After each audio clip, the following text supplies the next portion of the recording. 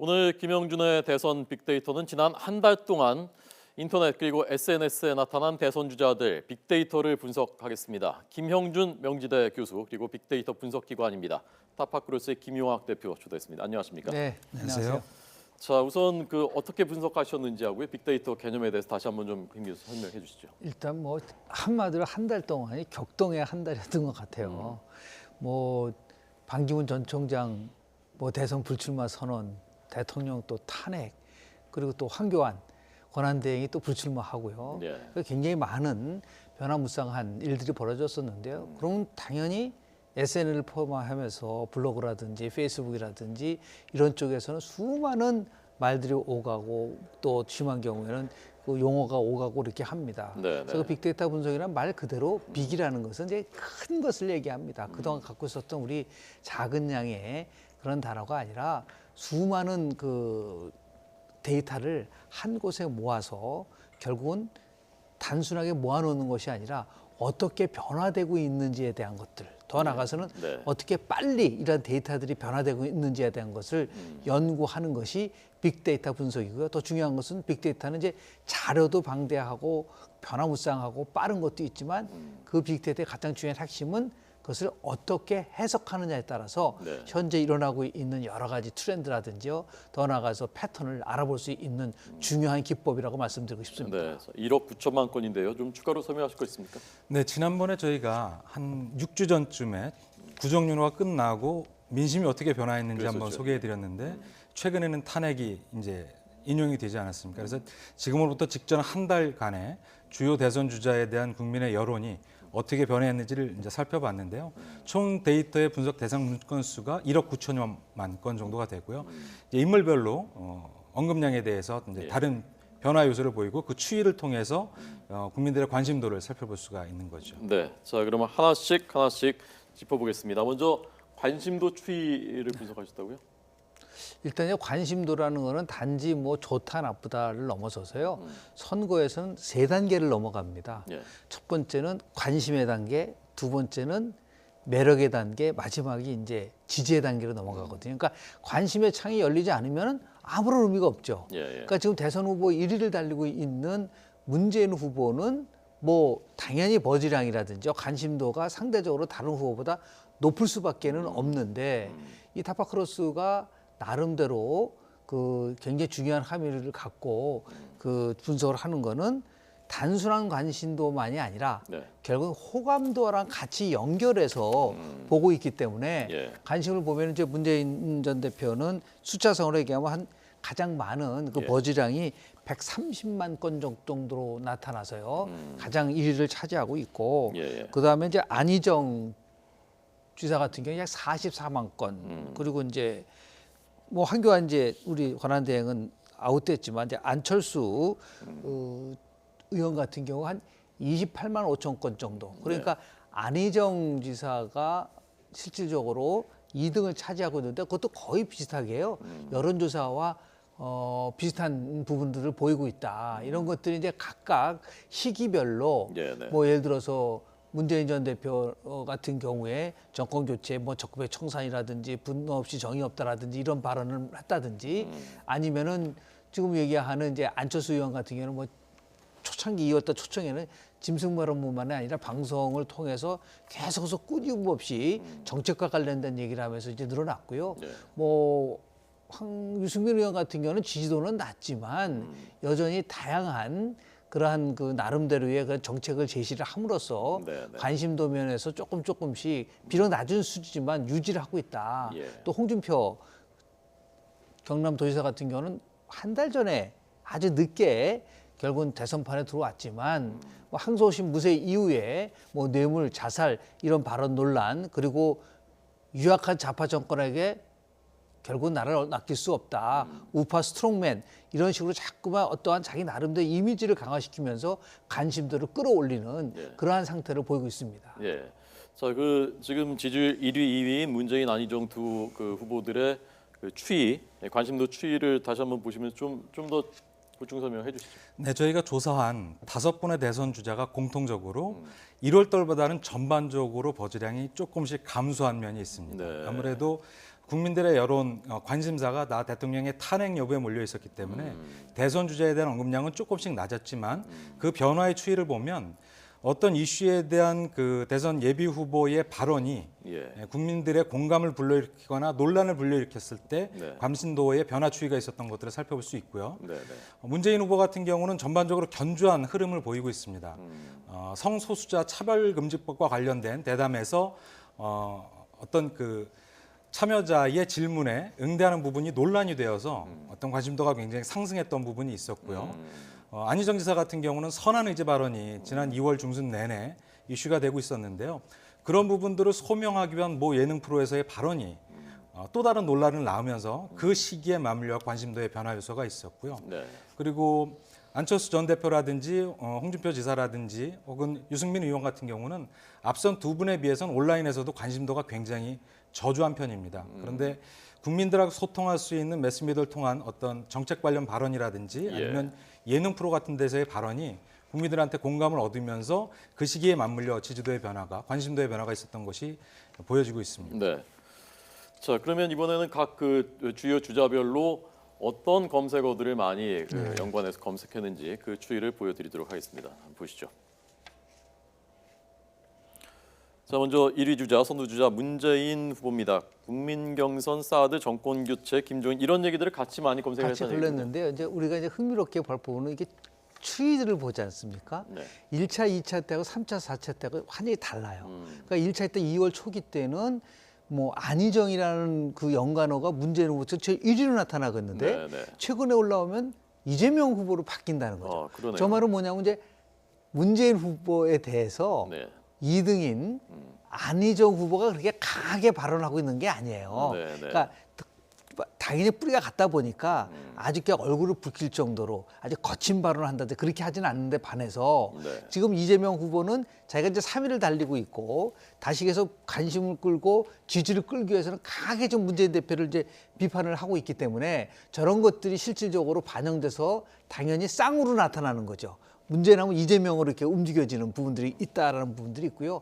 여전히 이제 문재인 전 대표의 경우는 정권 교체라는 부분이 가차 따라올 수밖에 없는 것이죠. 또 네. 이제 적폐 청산인데 흥미로운 것은 이번에 야당이 200만 명이 넘는 완전 국민 참여 경선제를 도입을 해서 누구나 참여를 할 수 있다라고 하는 그런 붐을 일으키고 있거든요. 예. 2000년대 국민 참여 경선제보다 훨씬 더 많은 규모의 그러다 보니까 연간어에서 국민 참여 경선이라는 것이 많이 나올 수밖에 없는 것이고요. 또 마지막으로는 사드 배치 문제와 관련돼서 여전히 문재인 전 대표는 다음 정권으로 넘기고 서두르지 말라라고 하는데 반해서 보수 정당 후보들은 그 부분을 집중적으로 공격을 하고 있기 때문에 네. 결국 연관으로서 사드 문제가 여전히 그 문재인 전 대표와 계속해서 같이 함께 움직이는 그 모습을 보이고 있습니다. 예.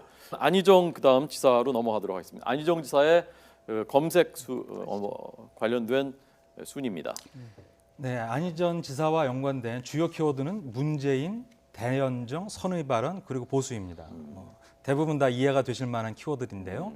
가장 대립각을 세울 수 있거나 경쟁의 대상일 수 있는 문재인 전 대표가 인물 카테고리에서는 가장 크게 언급이 되었고요. 그리고 이슈를 선도했던 선의 발언과 대연정 이런 부분들은 주요 전략일 수도 있고 논란일 수도 있는 것이지만 SNS상에서도 이런 것들이 크게 회자되고 있는 얘기인 것 같고요. 아까 그 언급량의 추이 가지고 볼 수 있는 관심도 측면에서 제가 한 가지를 더 소개해 드린다면 탄핵 시점으로부터 주요 대선 주자 5명의 변화 요소를 보니까 문재인 대표만이 관심도가 좀 유의미하게 상승을 했고요. 나머지 후보들은 그렇게 크게 상승하지 않았거든요. 그런 측면에서는 아마 문재인 대표의 대세와 연관되어서 살펴볼 수 있는 맥락도 있지 않나 생각이 됩니다. 예, 결국 문재인 대세론으로 가는 거 아니냐 사람들이 이제 느끼고 있다는 거죠. 그렇게. 자, 그 다음으로 넘어갈까 아니면 아니요, 좀 조금 예, 부연 그렇죠. 설명을 하면요. 예. 저 굉장히 흥미로워서 그런다. 안희정 지금 지사 같은 경우가 이제 2등을 달리고 있는데요. 여기는 안 나와 있지만 우리 김학 대표랑 같이 심층 분석을 해보면 이 안희정 지사 담론 분석이라는 걸 좀 해봤습니다. 그랬는데 안희정 지사는 정치 노선과 관련된 언급량이 80.6%예요. 그러니까 선의 대연정 같은 게.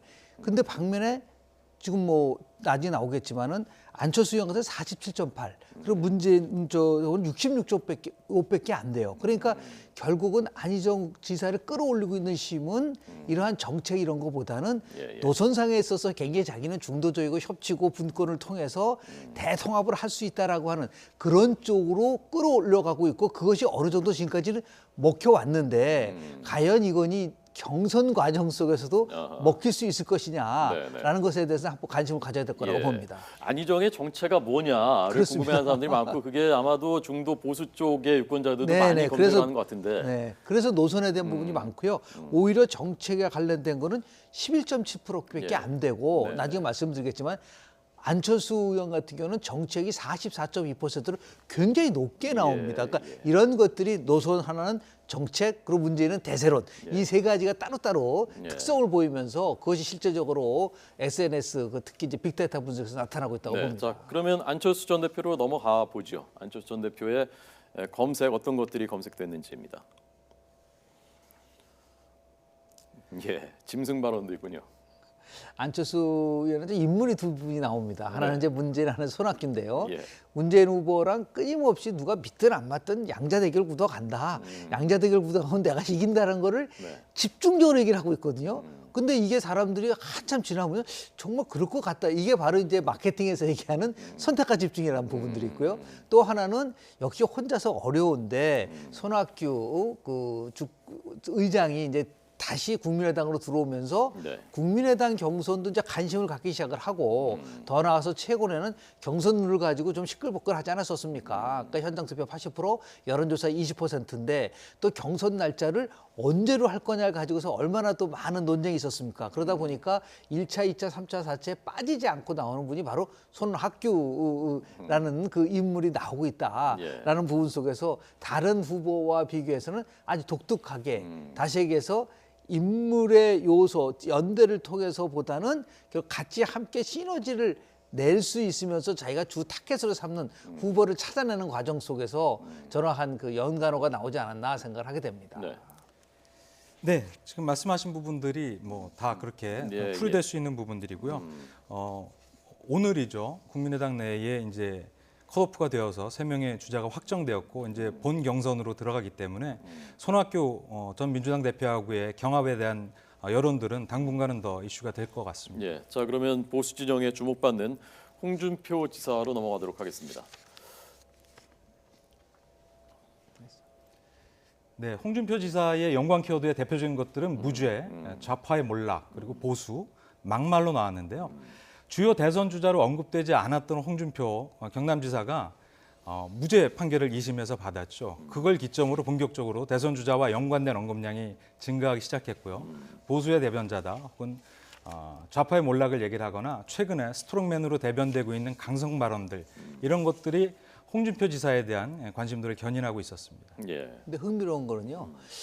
홍준표 지사가 어떤 경우 때는 박근혜 전 대통령을 공격하고 어떤 때는 친박을 공격하고 이렇게 하면서 양쪽으로 이렇게 포지션을 잡는 것 같아요. 더 나아가서 또 자기 대선 출마 선언은 선문시장으로 잡고 네네. 그러다 보니까 결국 이제 보수 부분 속에서도 가장 적합하고 자기가 가장 강한 보수고 그리고 더 나아가서 서민 대통령이라는 아주 굉장히 나름대로 자기는 흑수저다. 그러니까 보수 중에서도 그냥 옛날에 기득권 보수가 아니라 서민 보수의 길을 가겠다라고 하는 것 이런 것들이 계속해서 집중해서 반복해서 나오다 보니까 네. 사람들이 이제 관심을 가질 수 있는 그런 부분들이 나오고 있지 않나라는 생각을 하게 됩니다. 예, 자 다음 넘어가겠습니다. 자 조금 속도를 내야 될 것 같습니다. 네네. 자 다음은 유승민 전 원내대표죠? 유승민 의원은 참 정책도 많이 발표도 하고 나름대로 경제학자고 경제통인데도 불구하고 지지도가 굉장히 좀 낮고 최근 오늘 발표한 한국갤럽 조사에서는 아예 지지도 8인 조사 제외가 되는 부분들이 있었어요. 예, 예.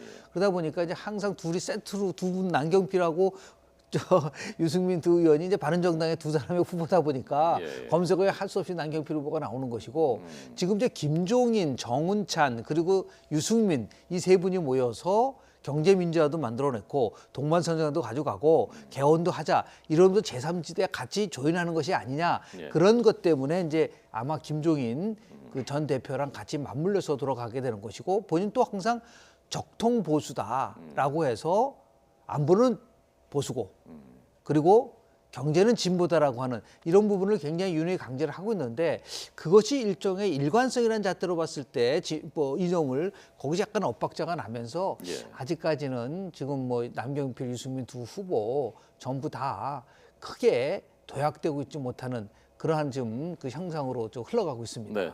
자 이제 그 주요 주자들의 긍정 부정 이미지가 어떻게 그 인터넷과 SNS 공간에 나타나고 있는지 빅데이터를 볼 텐데요. 먼저 설명을 드려야 될 것은 원래는 4명이었습니다. 황교안 대행까지 보수 진영의 황교안 대행까지 4명을 저희가 분석을 했는데 황 대행이 하차하게 되면서 불출마 선언하게 되면서 남은 게 3명밖에 남지 않았습니다. 다른 그 주자들은 분석할 시간이 없었고요. 그래서 불가불 진보 진영에 있는 문재인, 안철수 그리고 문재인, 안희정, 안철수 이 세 사람의 긍정 부정 키워드를 분석을 하도록 하겠습니다. 자 먼저 1위 주자 문재인 전 대표입니다.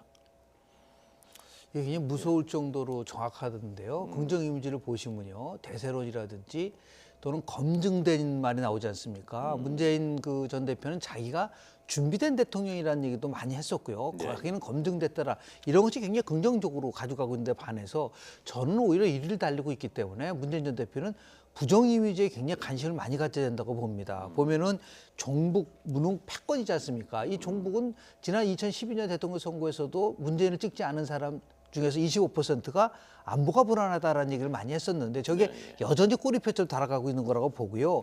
결국은 패권이라는 것은 국가 대청소를 하는데 결국은 개파도 청소 못하면서 국가 대청소를 하냐는 비판을 많이 받았지 않았었습니까?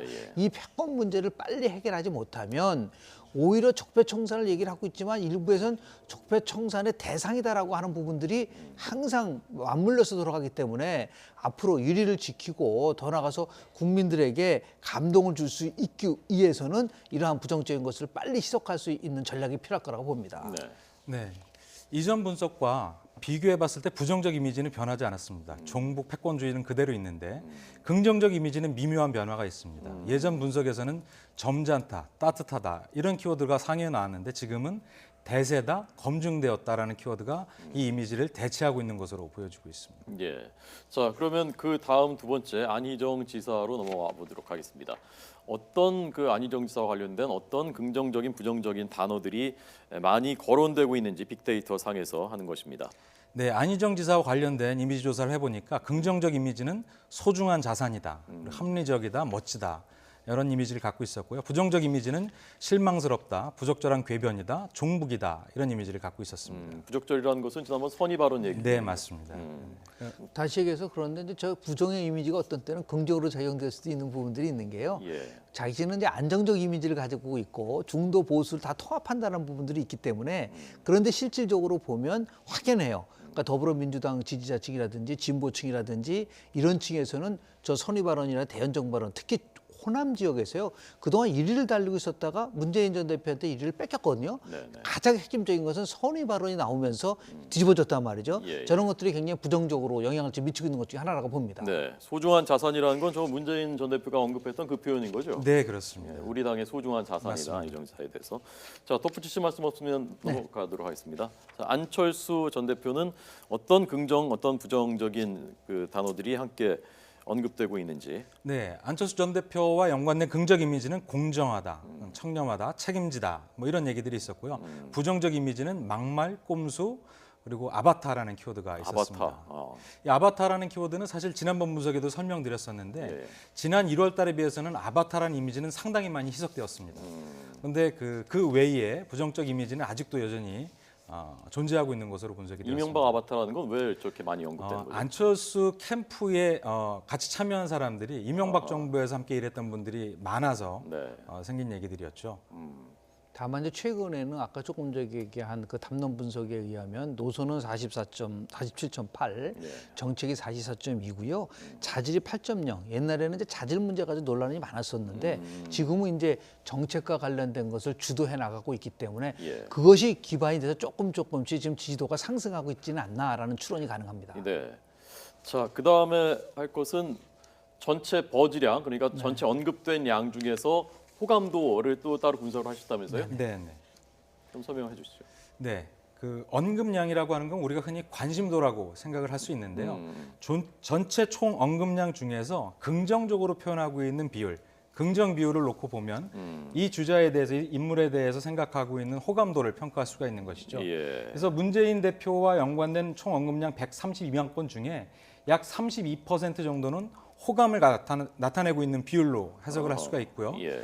언급량 즉 관심도는 문재인 전 대표에 비해서 안희정 지사가 약 3분의 1 정도밖에 안 되지만 그 안에 호감도가 역시 한 30% 정도로 적지 않은 정도 비율로 호감도를 유지하고 있다라고 보여지고요.